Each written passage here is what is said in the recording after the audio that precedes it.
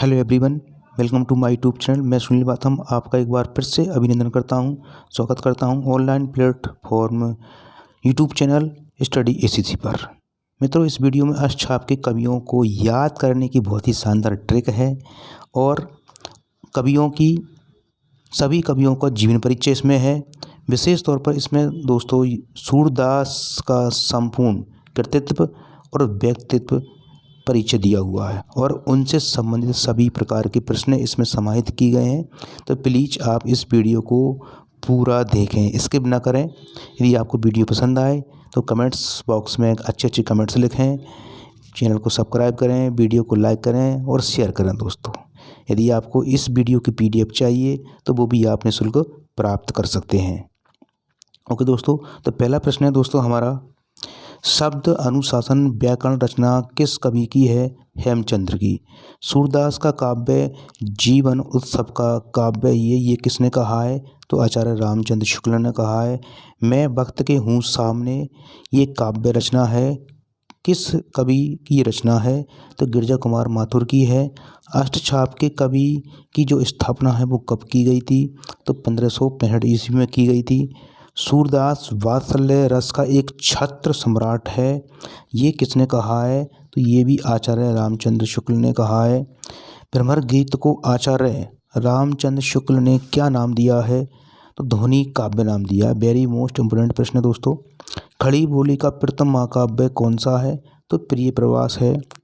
ब्रजभाषा की अंतिम बड़ी रचना कौन सी है? तो उद्धव शतक है। ब्रजभाषा की अंतिम बड़ी रचना कौन सी दोस्तों?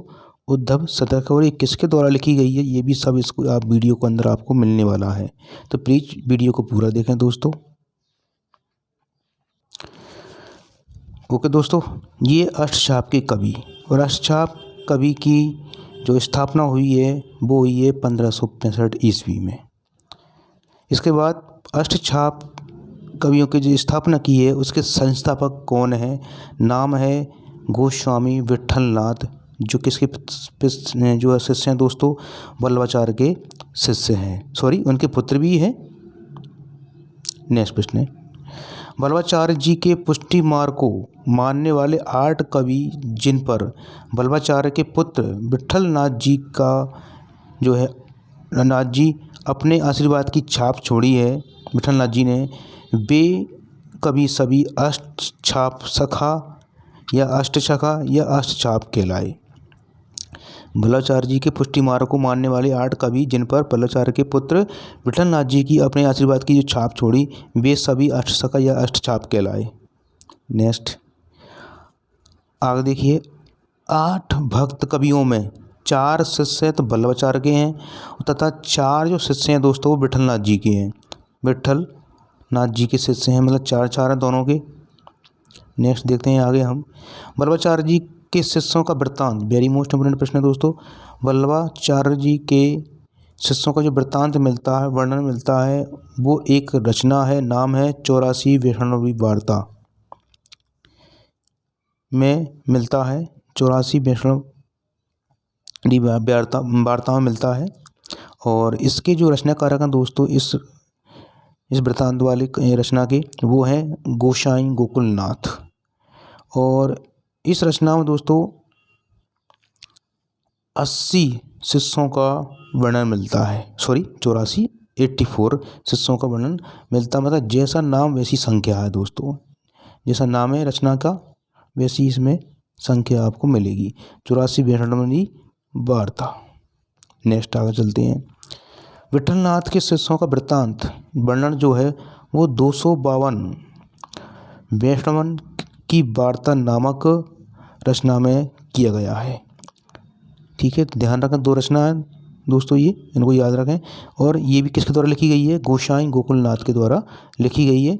इस रचना में 252 शिष्यों का वर्णन मिलता है, जैसा नाम उतने शिष्य हैं दोस्तों। आगे चलते हैं, पुष्टि मार्ग का जहाज और पुष्टि मार्ग का मेरुदंड किसे कहा है? ये तो पहले पता होना चाहिए आपको। सूरदास को कहा है। अब ये किसने कहा है? तो इसे जो है विट्ठलनाथ के द्वारा इनको इस प्रकार से सम्मानित किया गया है, उपनाम लिया गया है। विट्ठलनाथ ने ऐसा कहा है। अब देखते हैं दोस्तों, ट्रिक याद करेंगे हम। वल्लभाचार्य जी के 4 शिष्य और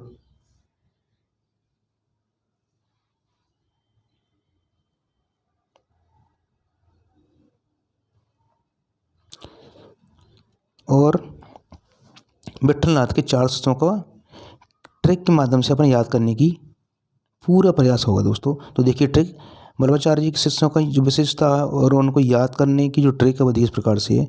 कु सु पक्री, तो कु से हो गया कुमनदास, सु से सूरदास, पे से आपका परमानंद दास और क्री से कृष्ण दास। इस प्रकार से आप याद कर सकते हैं। तो पहला है दोस्तों कुमनदास, इनकी विशेषता ही पढ़ेंगे अपन, इनके बारे में किस प्रकार से है।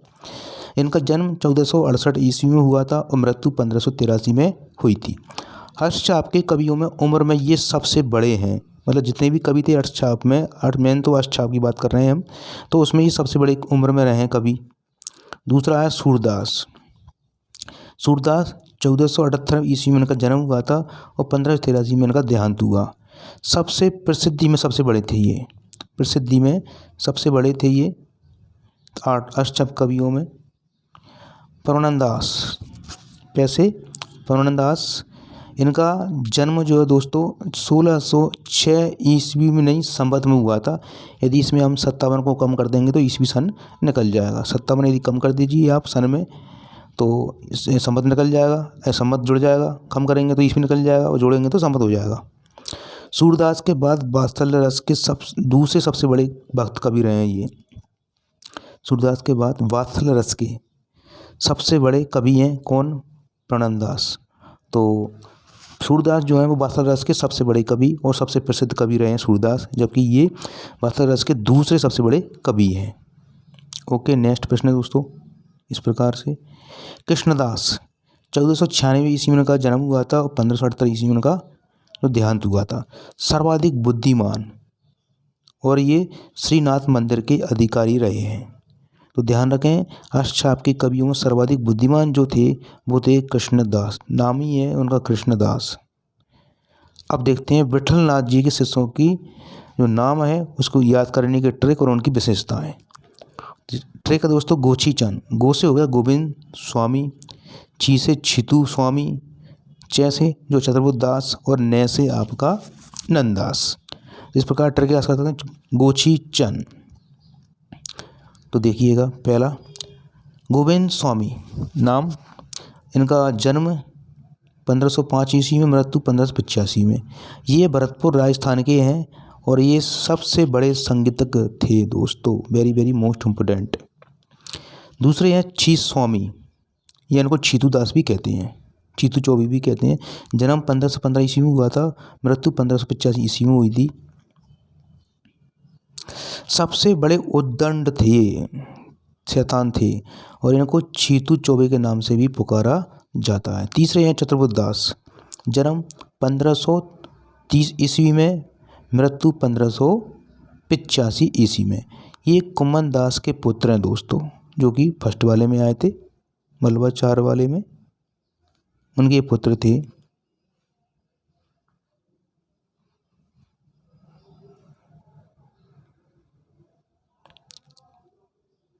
आगे नेक्स्ट लास्ट 8वां नंबर का नंददास, इनका जन्म 1533 ईस्वी में हुआ था और 1583 ईस्वी में का इनकी जो मृत्यु हुई थी। सूरदास के बाद दूसरे सबसे प्रसिद्ध तथा उम्र में सबसे छोटे अष्टछाप के कवियों में इनका नाम गिना जाता है नंददास का। अब चलते हैं दोस्तों हम सूरदास के कृतित्व और व्यक्तित्व परिचय पर चलते हैं, वर्णन पर चलते हैं। देखिए सूरदास का जन्म 1478 ईस्वी में और मृत्यु जो हुई थी 1583 ईस्वी में हुई थी। कृष्ण काव्यधारा के सशक्त कवि माने जाते हैं भाई, कृष्ण काव्यधारा के सशक्त कवि माने जाते हैं। अष्टसखा या अष्टछाप के प्रमुख कवियों में इनका नाम बहुत ही प्रसिद्ध रहा है। इनके जो गुरु थे दोस्तों वो थे वल्लभाचार्य, ऐसा अपन पहले देख चुके हैं।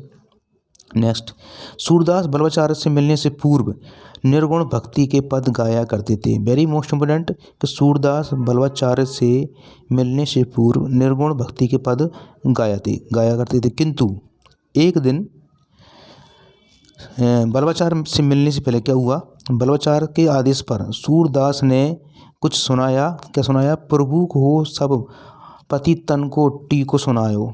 तो बलवाचार्य ने कहा, सूर वही के काए घिसे आते हो कछु, भागवत कथा वर्णित करो, मतलब भगवत कथा के बारे में बताइए। तब से जो है सूरदास सख्य और वात्सल्य भाव के पद गाने लगे। तो ये मोस्ट इम्पोर्टेंट आप ध्यान रखें दोस्तों। इसके बाद देखते हैं सूरदास की प्रमुख रचनाएं दोस्तों। सूरसागर महत्वपूर्ण ग्रंथ है इनका दोस्तों, बहुत ही प्रसिद्ध रहा है। इसमें वात्सल्य भाव के पद मिलते हैं, ठीक है। ये इनका सबसे प्रसिद्ध ग्रंथ रहा है सूरसागर। इसके बाद नंबर दूसरा है सूरसारावली। सूरसारावली, इसमें सूरसागर का जो सारांश मिलता है वो इसके अंदर मिलता है दोस्तों। मतलब सूरसागर ग्रंथ उसका सारांश इसे मिलता है सूरसारावली में। नेक्स्ट देखते हैं हम साहित्य लहरी नंबर 3। साहित्य लहरी ये एक लक्षण ग्रंथ है दोस्तों, जिसमें नायक और नायिका का भेद एवं दृष्टकूट के पद इसमें मिलते हैं साहित्य लहरी में। भ्रमर गीत सूरसागर में ही संकलित है। ये जो भ्रमर गीत है दोस्तों वो किस में संकलित है, सूरसागर में। जैसे कि पता है आपको कक्षा 10 क्लास है उसमें ये पार्ट है भ्रमर गीत उद्धव वाला। तो ये सूरसागर का ये एक भाग है, उसमें सम्मिलित किया गया है। तो ये मूलतः किस पर आधारित है, भ्रमर जो गीत है भ्रमर गीत, वो ध्यान रखें आप, भागवत पुराण के 10वें स्कंद के 46वें और 47वें अध्याय पर आधारित है दोस्तों, मोस्ट इम्पोर्टेंट। नेक्स्ट देखते हैं अपन आगे।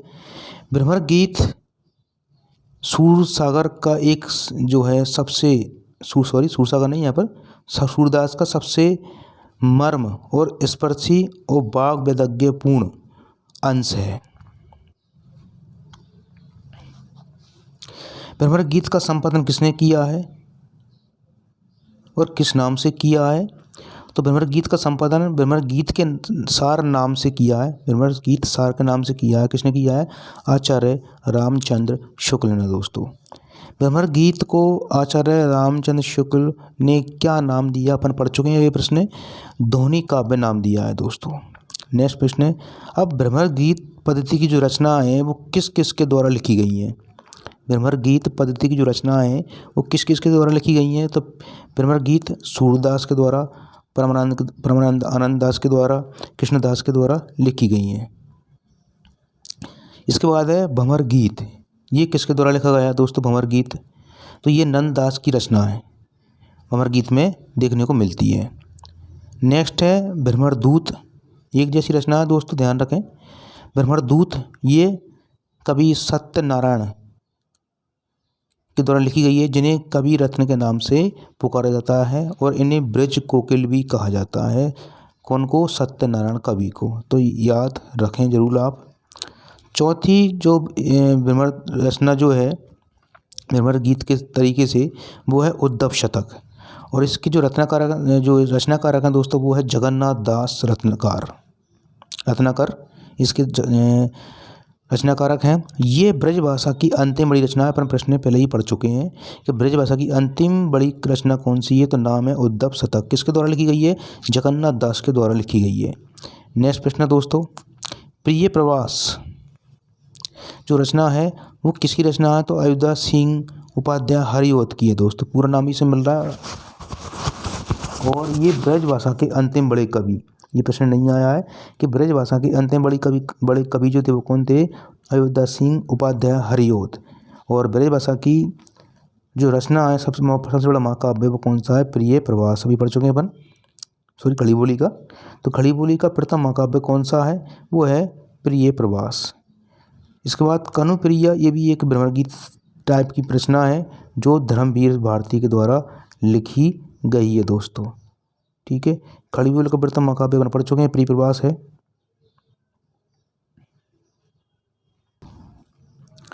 आगे देखते हैं, आचार्य रामचंद्र शुक्ल के द्वारा सूरदास के लिए जो प्रमुख कथन है वो दिए गए हैं दोस्तों इस वीडियो में, तो प्लीज़ आप जरूर देखें।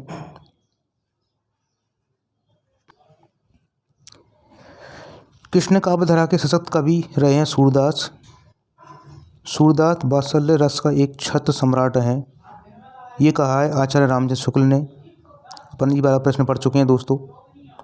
सूरदास अपनी बंद आँखों से वात्सल्य एवं श्रृंगार का कोना कोना झांक आए हैं, ये कथन किस कवि का है?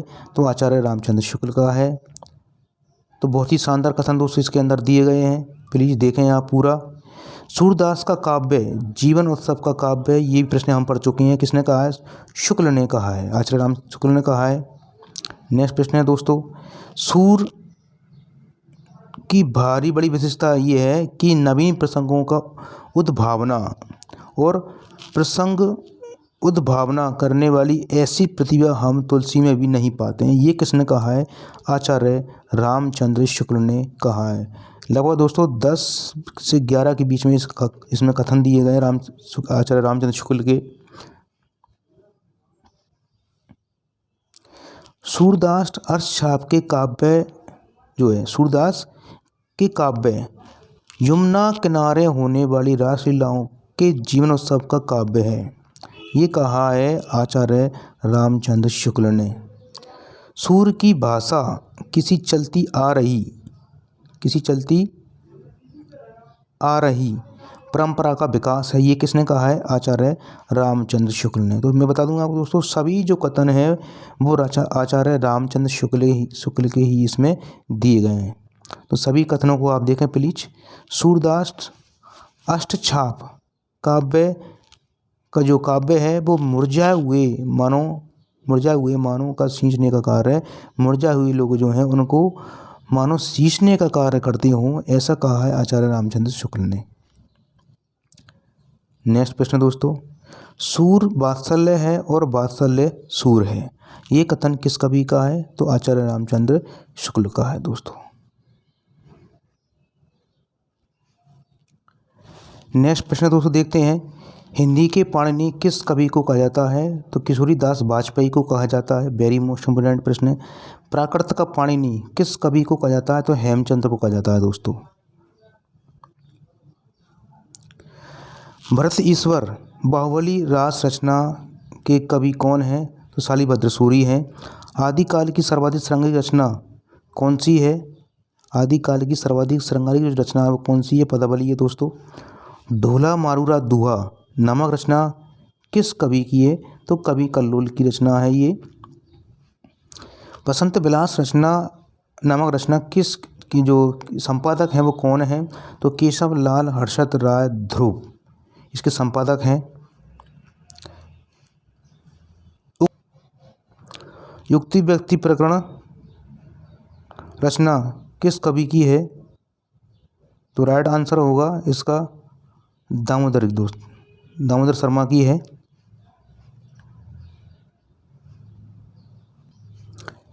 नेक्स्ट प्रश्न दोस्तों देखते हैं हम,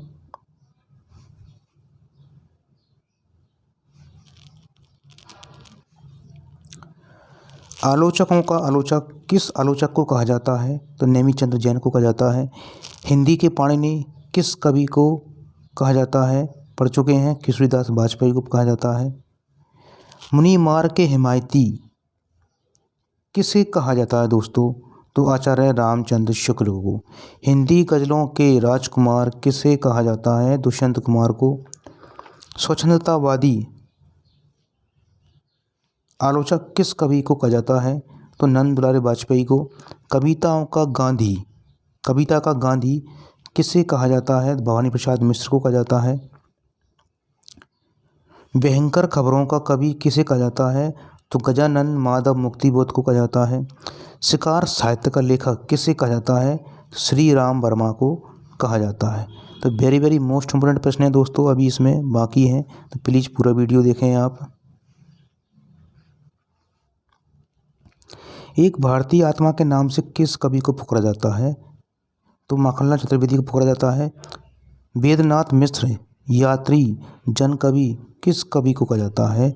नागार्जुन को। सुमित्रानंद पंत का मूल नाम क्या था? तो गोसाई दत्त था। मैथिली कोकिल या अभिनव जयदेव किस कवि को कहा जाता है? तो विद्यापति को कहा जाता है दोस्तों। छायावाद का विष्णु किसे कहा जाता है? सुमित्रानंद पंत को। छायावाद का ब्रह्मा किसे कहा जाता है? जयशंकर प्रसाद को याद रखें। कठिन गद्य का प्रेत, कुटिल चाल, सॉरी गलत है, कुट्टी चातन किस लेखक को कहा जाता है? तो ये आज्ञा जी को कहा जाता है दोस्तों। नेक्स्ट प्रश्न है, कठिन काव्य का प्रेत किस कवि को कहा जाता है? तो केशव दास को कहा जाता है। पुराने पंथ के पथिक मणिलाल या किस कवि का उपनाम है? तो मतीराम का उपनाम है दोस्तों। वीडियो पसंद आया तो प्लीज़ लाइक कीजिए, चैनल को सब्सक्राइब कीजिए दोस्तों। कमेंट्स बॉक्स में अच्छे अच्छे कमेंट्स लिखिए और यदि आपको PDF चाहिए तो कमेंट्स बॉक्स में अपना मोबाइल नंबर डालें। धन्यवाद दोस्तों, आपका दिन शुभ हो। मैं आशा करता हूँ आप स्वस्थ होंगे, हैप्पी होंगे, प्रसन्न होंगे। तो आज के लिए इतना ही। Thank you very much. Have a nice day. धन्यवाद।